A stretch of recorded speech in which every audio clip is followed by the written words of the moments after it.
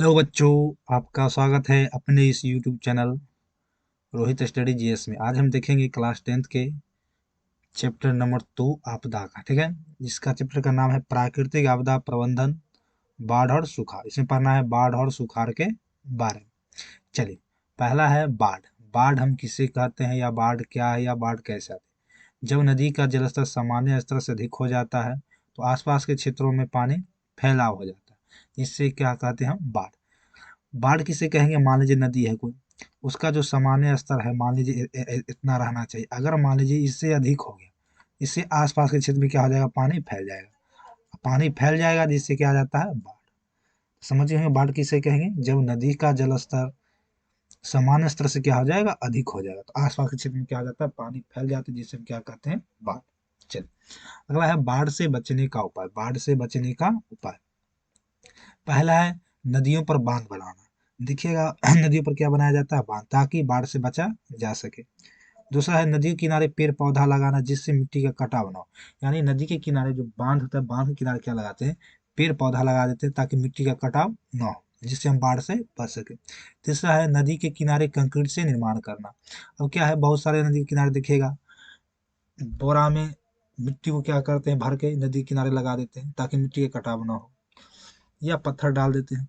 अगला है चौथा, जल का विभिन्न क्षेत्रों में उपयोग करना, जैसे बिजली उत्पादन में, सिंचाई में, मत्स्य पालन इत्यादि में।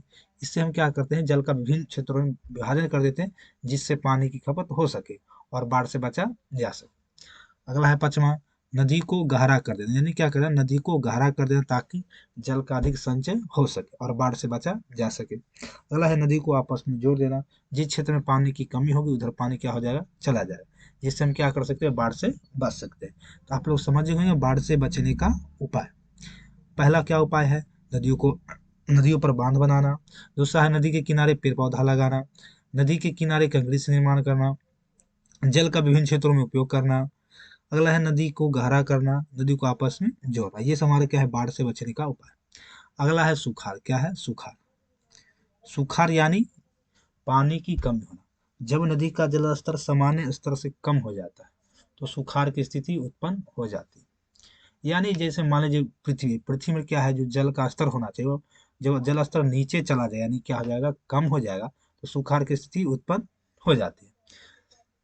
जैसे मान लीजिए नदी में जो जल रहना चाहिए, सामान्य स्तर है, रहना चाहिए समान, अगर सामान्य स्तर से कम हो जाए तो नदी में पानी नहीं रहेगा, जिससे क्या आ जाएगा, सुखाड़ की स्थिति उत्पन्न हो जाएगी। अगला है सुखाड़ से बचने का उपाय, वर्षा जल को संग्रह कर। सबसे अच्छा उपाय है वर्षा जल को संग्रह कर। राजस्थान राज्य में वर्षा जल को क्या किया जाता है, संग्रह किया जाता है। इसका उपयोग स्नान करने में, खेती बाड़ी करने में किया जाता है। दूसरा है जल का विवेकपूर्ण उपयोग करके। यानी जल का विवेकपूर्ण उपयोग करके, जितना उपयोग है उतना ही उपयोग करें, इसका अधिक उपयोग न करें, यानी इसका बर्बाद न करें। यानी क्या हो जाएगा, जल का विवेकपूर्ण उपयोग करना। अगला है पेड़ पौधा को अधिक लगाना। पेड़ पौधा अधिक लगाने से क्या होगा, हमारा वातावरण शुद्ध होगा, तो समय समय पर क्या होगा, वर्षा होगा। इसीलिए हम क्या करेंगे, पेड़ पौधा अधिक लगाएं। चौथा है वातावरण को सुंदर बनाए रखना एवं पानी को गंदगी न फैले देना। यानी क्या, वातावरण को हम सुंदर, पानी में गंदगी न फैले। जैसे आजकल लोग नदी में क्या करते हैं, नाला खोल देते हैं, जिससे नदी हमारा क्या हो जाता है, प्रदूषित हो जाता है। इस सबको बचाना है, ताकि हमारा पानी क्या रहे, स्वच्छ रहे और पीने लायक बना रहे, जिससे पानी की समस्या न हो। अगला है नदी को आपस में जोड़ देना। नदी को आपस में इसलिए हम कहते हैं जोड़ देना, कि मान लें जिस क्षेत्र में बाढ़ आता है, उस क्षेत्र से पानी इधर सूखा रहे उधर चला जाएगा, और दोनों की स्थिति क्या हो जाएगी, ठीक रहेगी, न बाढ़ आएगा न ही सूखा रहेगा। यानी नदियों को आपस में जोड़ देना। छठा है जगह जगह पर कुएं व तालाब में पानी की व्यवस्था कराना। जगह जगह पर क्या करेंगे, जहाँ पर पानी की व्यवस्था नहीं, वहाँ पर क्या करेंगे, जगह जगह पर कुएं खुदवाएंगे और तालाब की व्यवस्था कराएंगे, ताकि लोगों को सुखाड़ से बचा जा सके। तो आप लोग समझ गए होंगे बाढ़ एवं सुखाड़ के बारे में। अगला है क्वेश्चन, बिहार में बाढ़ की स्थिति का वर्णन करिए। आपको बिहार बोर्ड दोनों बराबर पूछते रहता है। तो देखिए, बिहार में प्रत्येक साल बाढ़ आती है। बिहार में क्या है, प्रत्येक साल बाढ़ आती है, जिससे बिहार का उत्तरी क्षेत्र बाढ़ से अधिक प्रभावित होता है। जैसे सारण, गोपालगंज, पश्चिम चंपारण, सीतामढ़ी, समस्तीपुर इत्यादि क्षेत्रों में बाढ़ की स्थिति देखने को मिलती है। यानी कि जो हमारा ये बिहार का जो उत्तरी क्षेत्र है, वहाँ प्रत्येक साल बाढ़ आती है। नेपाल में कुशा बांध था जो टूट गया था, जिनके कारण बिहार में प्रत्येक साल बाढ़ आती है, जिससे हमारा बिहार का उत्तरी क्षेत्र क्या होता है, बाढ़ग्रस्त हो जाता है। बिहार का अशोक नदी किससे कहा जाता है? कोसी नदी। ये कोसी नदी अपना मार्ग बदलने के लिए नामी है। ये इसका मार्ग कोई फिक्स नहीं, किधर बहेगी, उत्तर बहेगी, दक्षिण में, इसका कोई मार्ग नहीं। ये मार्ग बदलने में आगे रहती है कोसी नदी। ऑब्जेक्टिव पूछ सकते हैं, बिहार का अशोक नदी किसे कहा जाता है? कोसी नदी को कहा जाता है, जिसकी कोई दिशा नहीं होती है। भारत के पड़ोसी देश नेपाल के द्वारा अधिक मात्रा में पानी छोड़ दिया जाता है, जिससे बाढ़ चली जाती है और भारी मात्रा में जान माल की क्षति होती है और फसल क्या हो जाता है? बर्बाद होता है। यानी क्या है, ये तो बांध टूटने के कारण पानी अधिक मात्रा में कोसी नदी में। नेपाल में भी क्या होता है, जब अधिक मात्रा में पानी वहां जमा होने लगता है, नेपाल के द्वारा क्या होता है, पानी भी क्या होता है, छोड़ दिया जाता है, जो बिहार के सटे जिले में चले आते हैं, जिससे क्या होता है, भारी मात्रा में बाढ़ आ जाता है। ठीक है, ये हमारा क्या था, बिहार में बाढ़ की स्थिति का वर्णन करता है। अपने शब्दों में भी लिख सकते हैं, बिहार में प्रत्येक साल बाढ़ आती है, जिससे भारी मात्रा में खासकर उत्तरी क्षेत्र से क्या होता है, अधिक प्रभावित होता है। ठीक है, इससे सटे जिला कौन है? सारण, गोपालगंज, पश्चिम चंपारण, सीतामढ़ी, समस्तीपुर, दरभंगा, ये सब हमारा क्या है, बिहार का उत्तरी क्षेत्र का जिला है, जिसमें जो भी फसल लगे होते हैं सारे के सारे क्या हो जाते हैं, नष्ट हो जाते हैं, साथ ही जान माल की भारी मात्रा में क्षति होती है। ठीक है, चलिए अगला है, बांध के नाम, नदी, कृत्रिम जलाशय, यानी किस नदी पर कौन सा बांध बनाया गया? जैसे सतलज नदी पर कौन सा बांध बनाया गया? भाखर नागल बांध बनाया गया, जिसका कृत्रिम जलाशय का नाम क्या है? गोविंद बलवंत सागर।